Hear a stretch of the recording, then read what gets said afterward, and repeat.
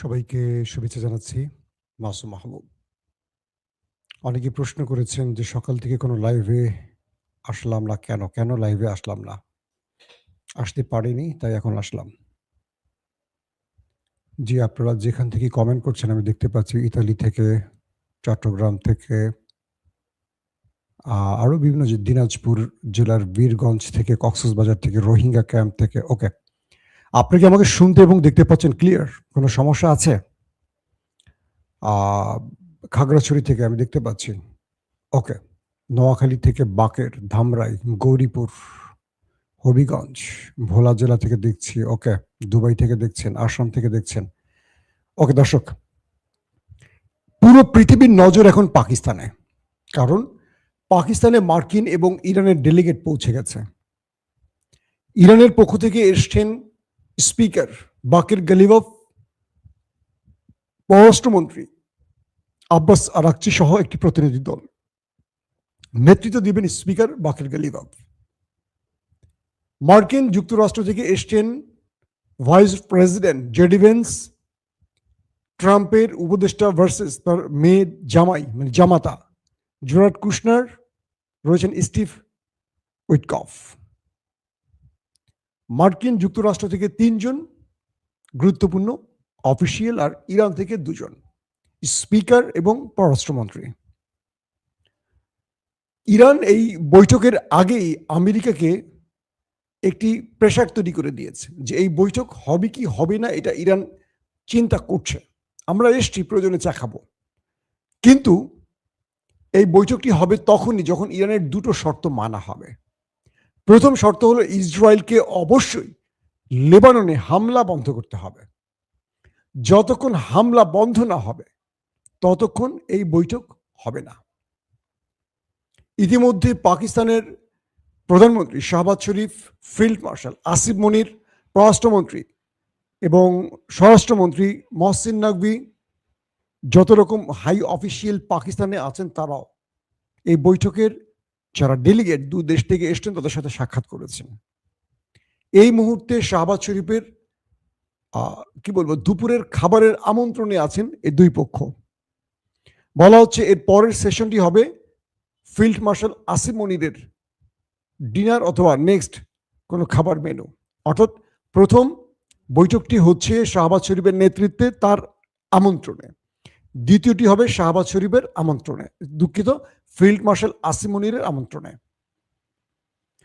কিন্তু ইরান আর আমেরিকার মধ্যে লাইভটি যখন শুরু করছি তখন পর্যন্ত বৈঠক মানে মূল যে বৈঠক সেটি শুরু হয়নি। স্টিভ উইটকফ, জেরার্ড কুশনার, এই দুজনকে আপনারা কম বেশি যারা জানেন তারা জানেন যে এরা দুজনেই ইসরায়েলপন্থী ব্যক্তি। ডেভিড কুশনার তো সরাসরি ইসরায়েল বা ইহুদি বংশোদ্ভূত বলা হয়। ট্রাম্পের জামাতা, ট্রাম্পকে এই বিষয়ে সবচেয়ে বেশি টেনে আনছেন তিনি। তবে মার্কিন যুক্তরাষ্ট্রের 3 জন যে ব্যক্তি, একজন হলো জেডি ভেন্স, স্টিভ উইটকফ এবং জেরার্ড কুশনার, এই 3 জনের মধ্যে 2 জনই হলেন ইসরায়েলপন্থী, উইটকফ এবং কুশনার। জেডি ভেন্স তিনি ইসরায়েলপন্থী নন এবং এই যুদ্ধের শুরু থেকেই তার বক্তব্যে মনে হয়েছে তিনি যুদ্ধের পক্ষের লোক নন। তবে সাম্প্রতিক তার বক্তব্যটি একটু এলোমেলো হয়েছে বা ট্রাম্পের পক্ষে চলে গেছে, যেহেতু ট্রাম্পের তিনি ভাইস প্রেসিডেন্ট। ভার্জিনিয়ায় ট্রাম্প পা রাখলেন আজকে। সেখানে সাংবাদিকরা তাকে প্রশ্ন করলেন ইরানের কাছ থেকে আপনি কি চান, কারণ ইরান ইতিমধ্যে 10টি শর্ত জুড়ে দিয়েছে আমেরিকাকে। কিন্তু আমেরিকা নিজস্ব মানে তারা এরকম লিখিত কোনো শর্ত এখনো দেয়নি। বিভিন্ন সময় প্রেস কনফারেন্সে তারা অনেক কথা বলেছে। তো এই মুহূর্তে মানে ট্রাম্পের লেটেস্ট সবচেয়ে লাস্ট যে বক্তব্যটি পেলাম, তিনি বিমানবন্দরে নেমে হাঁটা শুরু করলেন। সাংবাদিকরা ভার্জিনিয়া তাকে প্রশ্ন করেছে যে আপনি ইরানের কাছ থেকে কি চান। তিনি বলছেন নো নিউক্লিয়ার ওয়েপন, অর্থাৎ ইরানকে কোনোভাবে পারমাণবিক শক্তিধর হতে দেবে না বা ইরান কোনোভাবে পারমাণবিক শক্তিধর হতে পারবে না, এটি আমেরিকার শর্তের 99%। তার মানে আমেরিকার এই বক্তব্যটি দিয়ে আমরা 2টো বিষয় ক্লিয়ার হয়ে গেছে যে ইরান যে 10টি শর্ত আমেরিকাকে দিয়েছে এর মধ্যে ইরান কোথাও বলেনি যে আমরা নিউক্লিয়ার বোমা বানাবো। আর আমেরিকা বলছে নো নিউক্লিয়ার ওয়েপন। কে বলছেন? President Trump. তার মানে যদি এই আলোচনাটাকে স্থায়ীভাবে একটা ভিত্তি দেওয়ার চেষ্টা করা হয় তাহলে সম্ভব। কারণ ইরান যে 10টি চুক্তি করেছে তার মধ্যে বলা আছে তারা শান্তিপূর্ণ নিউক্লিয়ার প্রজেক্ট এগিয়ে নেবে। সেটা কি? বিদ্যুৎ, স্বাস্থ্যসেবা মানে চিকিৎসা সহ যেগুলো প্রয়োজনীয় বিষয় সেখানে।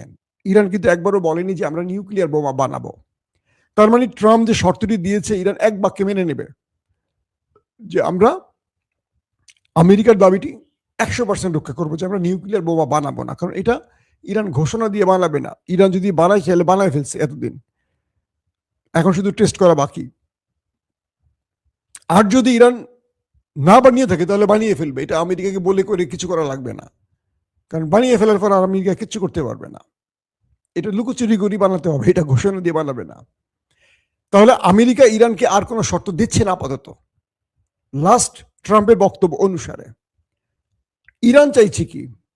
ইরান চাচ্ছে বেশ গুরুত্বপূর্ণ যেগুলো, এক, তাদের রাষ্ট্রে যে হিট করেছে, যুদ্ধ চলছিল 40 দিন, সকল ক্ষতিপূরণ। 2 নম্বর, গালফ থেকে আমেরিকাকে চলে যেতে হবে, আরবে থাকতে পারবে না। 3 নম্বর, ইরানের উপর নিষেধাজ্ঞা যে ছিল সেই নিষেধাজ্ঞা প্রত্যাহার করতে হবে, ইরান তার মতো এখন ব্যবসা বাণিজ্য করবে। 4 নম্বর, ইরানের যে টাকাগুলো ব্যাংকে জমা আছে, অর্থাৎ আপনারা জানেন যে ইরান যে তেল বিক্রি করছে বা তার জ্বালানি বা গ্যাস বিক্রি করেছে, এই টাকাগুলো ইরান ঠিকমতো পায়নি।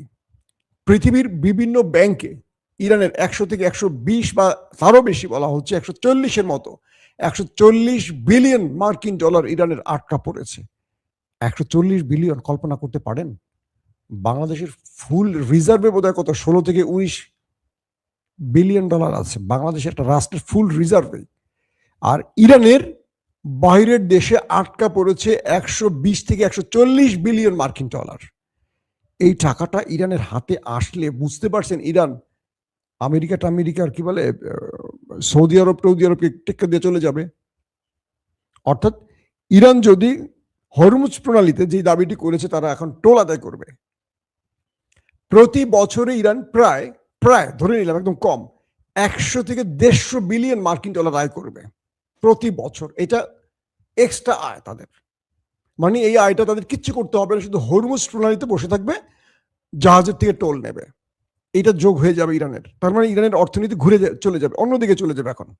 নাম্বার 2, যদি নিষেধাজ্ঞা প্রত্যাহার করা হয় তাহলে ইরান এখন তেল বিক্রি করবে বিশ্ববাজারে।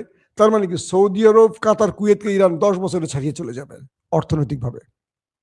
তো এখন যে বিষয়টি তৈরি হয়েছে, ইরান মানসিকভাবে আমেরিকাকে চাপে ফেলতে প্রথমেই বলছে এই বৈঠক হবে কি হবে না নির্ধারণ করব আমরা আসছি, প্রয়োজনে পাকিস্তানের চাটা খেয়ে চলে যাব। আগে আমাদের প্রথম দুটো দাবি রাখতে হবে। প্রথম দাবিটি হলো ইসরায়েলকে লেবাননে হামলা বন্ধ করতে হবে। বলা হচ্ছে ট্রাম্প ইসরায়েলকে বলেছেন ফোন করে হামলা বন্ধ করতে, এইটুকু পর্যন্ত আমি জানি। এবং এখন পর্যন্ত লাস্ট আপডেট হামলার খবর কিছু সময়ের জন্য এখনো পাইনি যে ইসরায়েল লেবাননে হামলা করছে বা এরকম কোনো খবর পাইনি। এর মাধ্যমে ইরান আমেরিকাকে প্রথম খেলাই মানসিকভাবে চাপে ফেলে আলোচনার বসাচ্ছে যে প্রথমে তুমি আমার দাবি মেনে আসছো, তার মানে আমি অন করছি, তুমি ফেল করছো। নাম্বার 2, যদি ইরান তার শর্তের গুরুত্বপূর্ণ যে শর্তগুলো, কিছু শর্ত হয়তো ইরান ছাড়বে কিন্তু মূল শর্ত একটা ইরান ছাড়বে না, তাহলে কি হবে? দুই পক্ষ আবার লড়াইয়ের ময়দানে চলে যাবে এমন ঘোষণা আসছে। ইরান বলছে ট্রিগারে হাত, আমেরিকা বলছে ওরা ইরানকে এই সভ্যতা থেকে মুছে ফেলবো। এখন আমেরিকা মুছতে পারবে কিনা আর ইরান কি করতে পারবে সেটা পরের বিষয়, কিন্তু এই যুদ্ধটা আবার শুরু হোক এটা আমেরিকাও চায় না, ইরান তো নাই। দেখেন আজকে খুব ইন্টারেস্টিং একটা ব্যাপার হয়েছে। বাকের গালিবাফ, ইরানের যিনি স্পিকার, তিনি যে বিমানটিতে এসছেন ইরান থেকে পাকিস্তানে, সে বিমানটির মধ্যে সকল সিট খালি রেখে বাচ্চাদের ছবি লাগানো ছিল। এই বাচ্চারা হলো আমেরিকা ইসরায়েলের হামলায় পাকিস্তানে যেসব বাচ্চারা শহীদ হয়েছে তাদের ছবি লাগানো। তিনি এই ছবিটি সোশ্যাল মিডিয়া দিয়ে খুব করুণ একটি পোস্ট করেছেন। চিন্তা করা যায় ইরানে 150 থেকে 250 মতো শিশুকে ওই দেশটি একদম টার্গেটে হিট করে মেরেছে। গাজায় যেমন ওরা মারতে পারে, ইরানে মেরেছে। ওদের শিশুদের প্রতি এত রাগ ক্ষোভ কেন? পুরো পৃথিবী দেখছে এটা নিয়ে। কি বলবো, একটা আমরা প্রতিবাদ, বাংলাদেশ একটা শক্ত প্রতিবাদও জানায়নি। আমরা নাকি স্বাধীন গণতান্ত্রিক ডেমোক্রেসি কি কনস্টিটিউশন। আরে ভারী ভারী কথা পার্লামেন্টে শুনি আর ঘৃণা লাগে আমাদের। আমরা এখন বুঝতে পারছি না বাংলাদেশের আসলে প্রধানমন্ত্রীকে। পার্লামেন্টে যাকে দেখছি তিনি কথা বলছেন না, শুধু হাসছেন আর তালি দিচ্ছেন আর টেবিল চাপড়াচ্ছেন। তাকে তো আমরা বাংলাদেশের কি বলবো আগামী দিনের একজন কিং মেকার মনে করছি। তিনি কেন চুপ? যাকে বলা হচ্ছে অন্য দেশের প্রেসক্রিপশনে চলছেন, তাকে কেন সুপ্রিম ক্ষমতা দেয়া হয়ে গেছে? এগুলো নিয়ে প্রশ্ন আসছে, তার এই জবাবগুলো আমরা খুব আশা করি তার কাছ থেকে। তো বাংলাদেশ ইরানের এই শিশু হত্যা বা নারী হত্যার বিষয়ে একটা শক্ত প্রতিবাদ করতে পারেনি।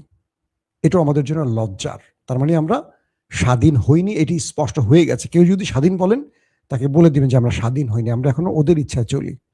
আসেন তারপরের গুরুত্বপূর্ণ খবরটি কি। ইরান বলছে যে এই আলোচনায় একটি পথ খুলবে, সেটি হলো আমেরিকা কি চায়। কারণ ইরান যে দাবিগুলো করছে, এই দাবিগুলো ইরানের বৈধ অধিকার। যে কথাটি আমি শেষ করেছিলাম, 150 থেকে 200 শিশু যাদেরকে স্কুলে বোম্বিং করে হত্যা করেছে, তাদের প্রত্যেকের ছবি সেই বিমানটির সিটে ছবি লাগানো ছিল, এবং তাদের যে স্কুল ব্যাগ যেগুলো পুড়ে গেছে, ফুল, এই বাচ্চাদেরকে, ইরানের বাচ্চাদেরকে স্কুলে ফুল দেয়া হয়, সেই সিটগুলোতে ফুল রাখা হয়েছে, এদেরকে বলা হয় বেহেশতি ফুল। এই দৃশ্যটা যারা দেখেছে, পাকিস্তানে অনেকে দেখার সুযোগ পেয়েছে। এটা একটা প্রতিবাদ হিসেবে এটা ইরান করেছে, বুঝতে পারছেন? পুরো পৃথিবী যেন দেখে। প্রতিটা বাচ্চা, নিহত বাচ্চার ছবি বিমানের সিটে দেওয়া হয়েছে এবং পুরো পৃথিবী এটাকে দেখেছে। বাকের কালিবাব যখন এই ছবিটি দেখিয়েছেন সোশ্যাল মিডিয়ায়, পুরো পৃথিবী দেখেছে, এটাকে শিরোনাম করেছে খবরের।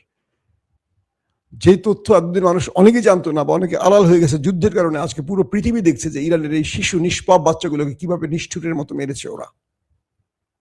কিভাবে জবাব দিবেন মিস্টার ট্রাম্প, কিভাবে জবাব দিবেন মিস্টার নেতানিয়াহু?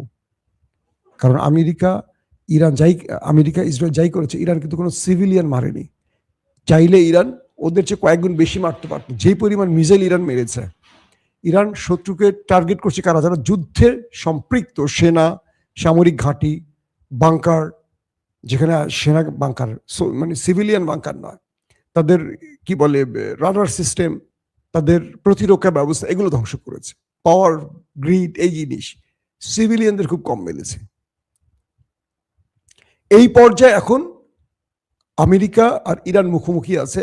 পৃথিবী বলছে, ওয়ার্ল্ড বলছে এই লড়াইতে ইরান বিজয়ী হয়ে গেছে, ইরানকে ভিক্টরি ঘোষণা করে দিয়েছে। কারণ আমেরিকার মতো একটি দেশকে টেনে এনেছে আলোচনার টেবিলে, আর ইরান সেই টেবিলে বসার আগে বলছে আমরা বসবো কি বসবো না, সেটা ডিপেন্ড করবে আমাদের দুটো শর্ত মানার পর। তার মানে এখানেও ইরান আমেরিকাকে বলছে যে তোর ইচ্ছা না আমার ইচ্ছা হবে এই আলোচনা, আগে আমার শর্ত মেনে নে। ইতিমধ্যে মেবি মেনে যাচ্ছে। পাকিস্তানে কেন এই আলোচনা, অনেকে আমাকে প্রশ্ন করেছেন। প্রথম, ইরানের সাথে পাকিস্তানের সম্পর্ক ভালো, ইরানের সাথে সৌদি আরবের সম্পর্ক ভালো। দুঃখিত, পাকিস্তানের সাথে ইরানের সম্পর্ক ভালো, পাকিস্তানের সাথে সৌদি আরবের সম্পর্ক ভালো, পাকিস্তানের সাথে আমেরিকার সম্পর্ক ভালো। অর্থাৎ গালফ কান্ট্রির প্রতিনিধি হিসেবে পাকিস্তান ভূমিকা নিতে পারবে। পাশাপাশি পাকিস্তানের সাথে আমেরিকারও সম্পর্ক ভালো, আবার ইরানেরও সম্পর্ক ভালো। তো সবকিছু মিলে এই তিনটি রাষ্ট্রেরই কি বলবো বক্তব্য আছে আজকের বৈঠকে, গালফ কান্ট্রির বক্তব্য আছে। সো এটা এই জন্য ইরান, পাশাপাশি চীনের সাথেও পাকিস্তানের সম্পর্ক ভালো। অর্থাৎ ইরানের বন্ধু হিসেবে চীন এখানে আবির্ভূত হবে পাকিস্তানের মাধ্যমে।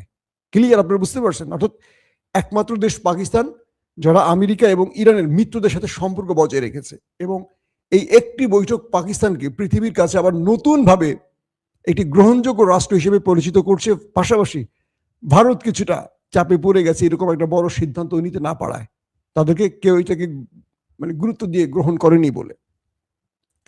এখন যে বিষয়টি তৈরি হয়েছে, মার্কিন 3 হাই অফিসিয়াল, দুজনই হলেন ইসরায়েলি মিত্র। একজন একটু আলাদাকে জেডি ভেন্স, বাকের গালিবাফ এবং আব্বাস আরাকচি, দুজনই খুব মাথাওয়ালা লোক। কিছু আলোচনা আসছে ইরানের গণমাধ্যম থেকে যে ইরান 10টির মধ্যে 2-1টা হয়তো ছাড় দেবে। কিন্তু ইরান এখান থেকে যে মূল টার্গেট যেগুলো ইরানের মূল 3 থেকে 4টি গুরুত্বপূর্ণ ইস্যু, এখানে যদি একটিতেও মার্কিন যুক্তরাষ্ট্র নারাজি দেয়, ইরান এই আলোচনা থেকে ফিরে যুদ্ধের ময়দানে চলে যাবে। এবং পৃথিবী চাইছে এই আজকের আলোচনা থেকে একটা সমাপ্ত হোক বা কিছু হোক। দর্শক, আমরা যখনই শুরু হয়ে যাবে 2 দেশের আলোচনা এবং ভালো রেজাল্ট আসবে, আমরা আপনাদেরকে লাইভের মাধ্যমে জানিয়ে দেব। এখনকার মতো বিদায় নিচ্ছি। প্রত্যেকে ভালো থাকবেন।